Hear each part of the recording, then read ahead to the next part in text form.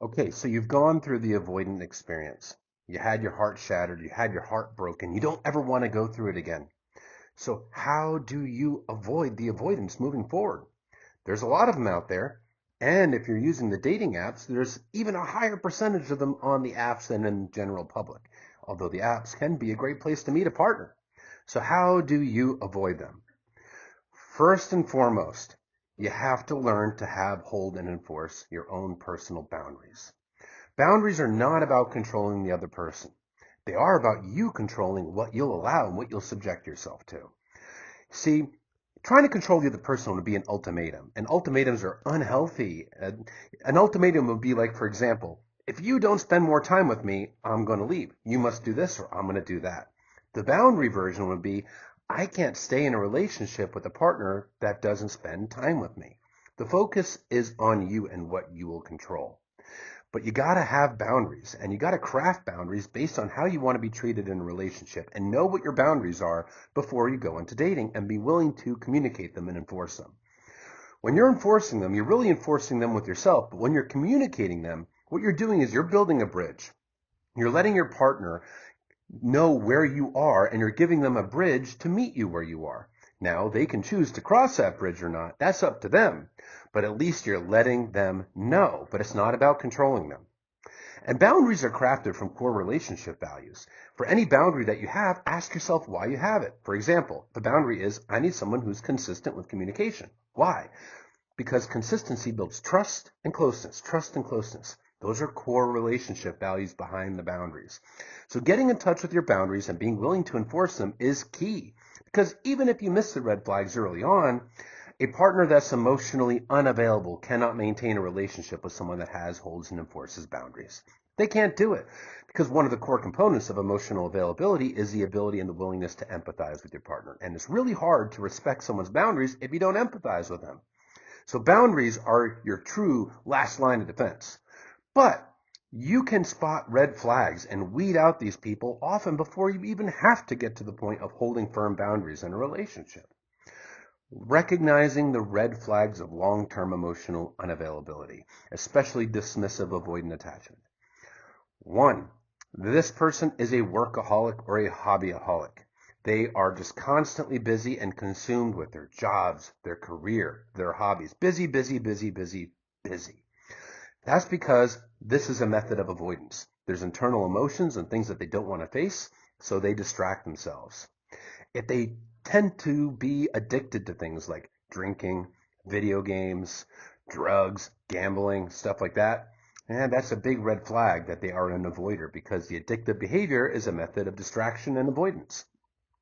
Number 2, they are inconsistent with communication. Hot and cold. One day they're blowing up your phone, being warm and affectionate. The next day you barely hear from them, or you even go days in between. Inconsistency in general is a big red flag of emotional unavailability. Number 3, they're a big drinker. I mean, we go back to the addiction thing, but they're a big drinker, and all the dates rely around alcohol. They orbit around alcohol. This could be a dismissive avoidant because they often rely on alcohol to access their emotions due to that internal emotional suppression. They grew up in households where emotions were not welcome. You couldn't express yourself, so they learned the maladaptive coping mechanism of emotional suppression. It's also known as alexithymia. It's the inability to recognize and understand their own emotions, and they often need alcohol to even access them. All right, number 4. They have a history of short-term relationships that go 4 to 8 months. And that is a sign of a dismissive avoidant. They're able to do the early dating phase, but when it gets real, they deactivate and push the other person away. Number 5, they don't take any accountability at all for any role they had in relationship failures. They're either giving you excuses like, all my exes are crazy, or vagueness. Oh, we just drifted apart. Oh, they weren't the right one. But there's no accountability, no self-reflection, and no growth. And if you ask investigative questions on this, it'll be pretty revealing that they learn nothing from the relationship failures. Emotionally unavailable people inherently struggle to self-reflect because they have a deep wound of shame. Shame is a toxic emotion that says, I'm defective, I'm not lovable. And taking accountability for their role would be the emotional equivalent of confirming their own shame. It's too painful. So they have to make it always the other person's fault so they don't have to face their inner shame. Another red flag. They're looking for an easy relationship, drama-free. This is a big dismissive avoidant red flag. First of all, healthy relationships take work. It's rewarding work, but it takes work. When an avoidant says, I want an easy relationship, what they really mean is, I want a relationship that doesn't trigger my attachment wounds. Surface level, no deep emotions, no deep vulnerability, no expectations, and no conflict. It doesn't exist in the real world, but that's the fantasy relationship they're pursuing. When it comes to, I want an easy relationship, I recommend that be a deal breaker red flag. They say that, walk away. And when it comes to another red flag, they can't do deeper conversations. Every time you try to have a deeper conversation about emotions, relationships, they get noticeably uncomfortable and try to circle it back around to something light and surface level. That's a sign that this is a person that really struggles with emotions, struggles to even look at their own emotions, struggles with other people's emotions, and struggles with vulnerability. So those are some really big ones to look out for. Now, what can you do on your part besides trying to look out for those red flags? Well, you can ask investigative questions. Ask questions early on about emotions and relationships. See what they have to say. So, for example, a good one. Why did your past relationships fail? What did you learn from them and how did you heal? An emotionally unavailable person is going to give you those, my exes are all crazy or vague answers. And they'll be pretty obvious that they learned nothing. They might say something along the lines of, oh, I learned not to date crazy people. But that's really a non-answer. A healthy person will have learned specific things. It could be, I learned I need to hold boundaries. I learned I needed to communicate better, regulate my emotions better, stand up for my needs. But there's always a lesson to be learned, even if you're not the problem. There's always a lesson to be learned. But if they make it obvious they learned nothing, big red flag. How did you heal? The emotionally unavailable person is likely to say, oh, time heals all wounds, you just get over it. In other words, I didn't heal. I suppressed my emotions and distracted myself. A healthy person will give you specifics. I did coaching, I did therapy, I watched podcasts, I read books, I immersed myself in music. But they'll give you something about how they healed. Another great question, what does a healthy relationship look like to you?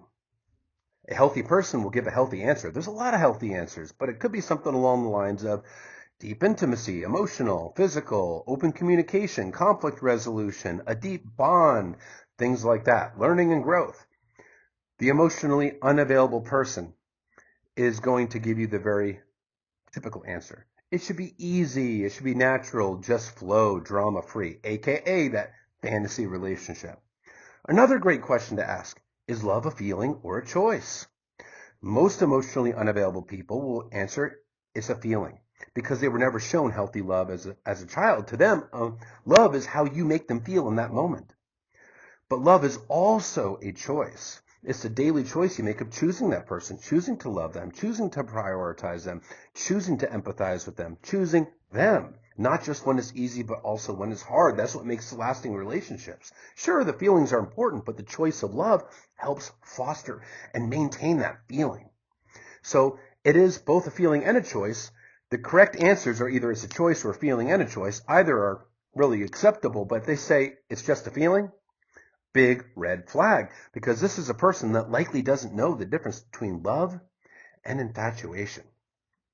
So you can ask lots of questions along these lines early on. And if you're on the apps, ask the questions before you even meet them, because you're going to get the big reveal. Now, if they find the questions off-putting, or they don't like those questions, or give you a negative reaction, or even run away, well, they're doing you a favor because they're saying they didn't have the emotional depth to meet you where you are. A person that is emotionally available, emotionally mature, is going to find those kind of questions refreshing because you're looking for the same thing. You're looking for something with meaning. So you can certainly do a lot to spot red flags and to ask questions that are very revealing. Now, if this person gives you multiple red flags of long-term emotional unavailability, probably best to walk away before you get too attached. One individual red flag might not necessarily be enough, but pay attention. Is this person consistent? Can they have the deeper conversations? Can they take accountability? That's another big one. If you have to give them critical feedback, can they receive your feedback or not? A mature, emotionally available person can receive your feedback even if it's critical. They'll consider it, digest it, show care and concern for it, even if they don't agree.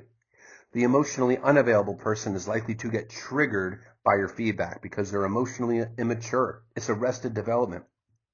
They might shut down, run away, get defensive, turn it around on you, get angry, gaslight. But that's because to them, that's poking that wound of shame, the unhealed wound. Ooh, I'm defective. I'm not good enough. They really struggle to receive criticism, and it's a big sign of immaturity and emotional unavailability. One more bonus red flag to look out for: hyper-independence. That's one that can often be confused for a green flag, but it's actually a red flag. Yes, a healthy, secure adult should be an independent person. You should be able to fend for yourself, but that should be a given. The secure person doesn't feel the need to advertise it. Of course they pay their own bills and pave their own way.